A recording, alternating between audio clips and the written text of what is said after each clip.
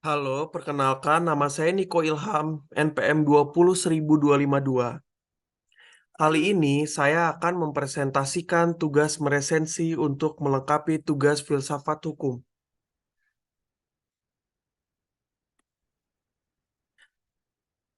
Pembahasan kali ini adalah hakim non-karir. Keberadaan hakim non-karir dipertanyakan apakah masih diperlukan atau tidak terlalu diperlukan. Tetapi, menurut Mahkamah Agung, menyatakan keberadaan hakim agung non-karir tetap dengan kebutuhan dan keahlian tertentu dengan Komisi Yudisial sebagai lembaga yang berwenang menyeleksi CHA, memiliki hak untuk memenuhi atau tidak memenuhi permintaan dari Mahkamah Agung tersebut karena kewenangan seleksi CHA berada di tangan Komisi Yudisial. Pada Undang-Undang Nomor 18 Tahun 2011 menyatakan bahwa Hakim Agung tetap dibuka untuk jalur hakim karir dan non-karir. Yang nyatanya, keberadaan hakim non-karir di Mahkamah Agung juga masih sangat dibutuhkan. Sampai saat ini, rekrutmen masih dibuka untuk hakim non-karir. Terpenting sistem rekrutmen harus menjamin tegaknya prinsip independensi kekuasaan kehakiman, menghormati prinsip demokrasi, menjaga prinsip check and balance agar tidak terjadi konsentrasi kekuasaan pada satu organ negara. Selanjutnya, rekrutmen harus menjamin terpilihnya hakim agung yang berintegritas dan memiliki kecakapan yang mumpuni menjadi hakim agung berkualitas. Hakim non-karir pun harus memiliki beberapa syarat, yaitu telah menempuh pendidikan dan pengalaman CHA. Khususnya, CHA non-karir harus memiliki syarat pendidikan doktor dan magister bidang hukum. Termasuk pendidikan sarjana hukum atau sarjana lain. Selanjutnya, hakim jalur non-karir harus memiliki keahlian yang tertentu sesuai putusan Mahkamah Konstitusi. Dalam putusan Mahkamah Konstitusi disebutkan CHA non-karir harus memiliki syarat pendidikan doktor dan magister bidang hukum tertentu, termasuk pendidikan sarjana hukum atau sarjana lain. Adanya hakim non-karir pun diharapkan dapat meningkatkan mutu dan memberikan bobot pada setiap putusan Mahkamah Agung. Peran hakim di masyarakat.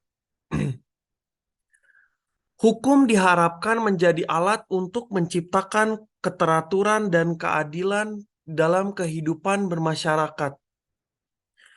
Oleh sebab itu, apabila hakim dalam membuat putusan mendasarkan pada hukum tertulis dapat menciptakan kejelasan dalam masyarakat tindakan-tindakan apa yang sesuai atau berlawanan dengan hukum.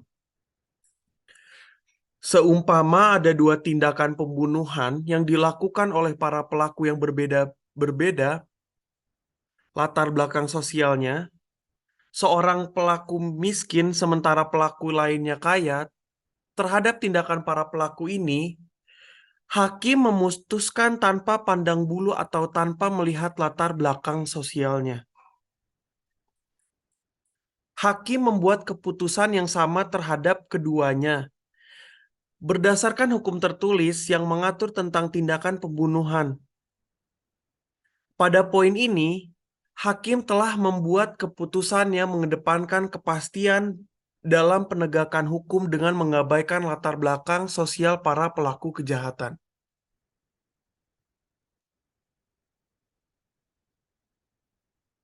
Para hakim merupakan manusia-manusia yang diharapkan dapat menyelesaikan sengketa dalam masyarakat secara tepat dan memberikan keadilan.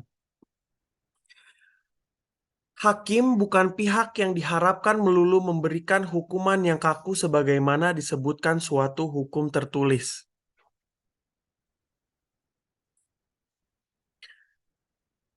Menurut pengaturan pasal 7 ayat 2 Undang-Undang Nomor 14 Tahun 1985, eksistensi Hakim Agung dari jalur non-karir belum bersifat pasti, tetapi hanya bersifat fakultatif.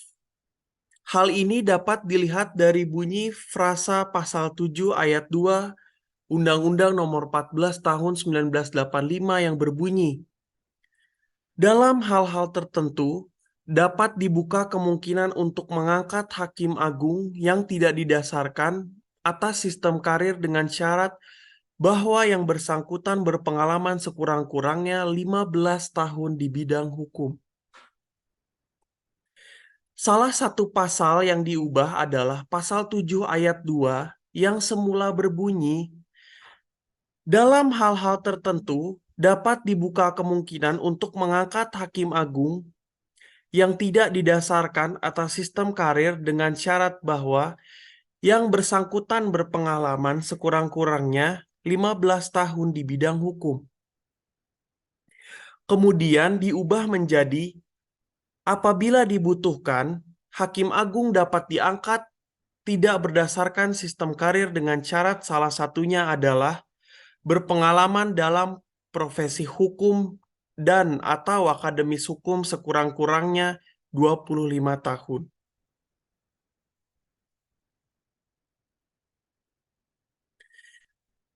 Jika sebelumnya disebutkan dalam hal-hal tertentu dapat dibuka kemungkinan untuk mengangkat hakim agung yang tidak didasarkan atas sistem karir. Kemudian, dalam Undang-Undang Nomor 5 Tahun 2004 menjadi apabila dibutuhkan hakim agung dapat diangkat tidak berdasarkan sistem karir. Kalaupun ada yang berubah, hanya berkaitan dengan syaratnya dari berpengalaman sekurang-kurangnya 15 tahun di bidang hukum menjadi 25 tahun dan secara spesifik menyebutkan profesi hukum dan atau akademis hukum. Jadi, tidak hanya berpengalaman di bidang hukum. Pada 2009, melalui Undang-Undang Nomor 3 Tahun 2009 tentang perubahan kedua atas Undang-Undang Nomor 14 Tahun 1985, bisa dibilang bahwa hakim agung dari jalur non-karir memperoleh kedudukan yang jelas.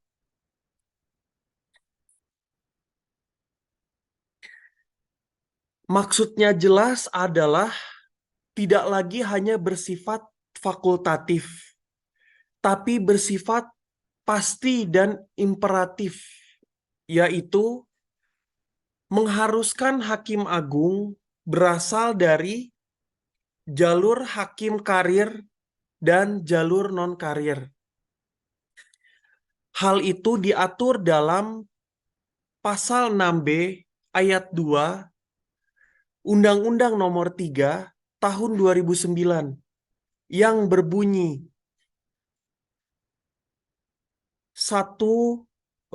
pasal pertama, calon hakim agung berasal dari hakim karir. Ayat kedua, selain calon hakim agung sebagaimana dimaksud pada ayat 1, calon hakim juga berasal dari non-karir.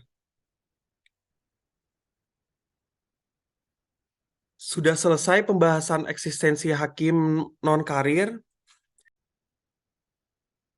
Sekian presentasi dari saya. Mohon maaf jika ada kata yang salah atau ada kekurangan.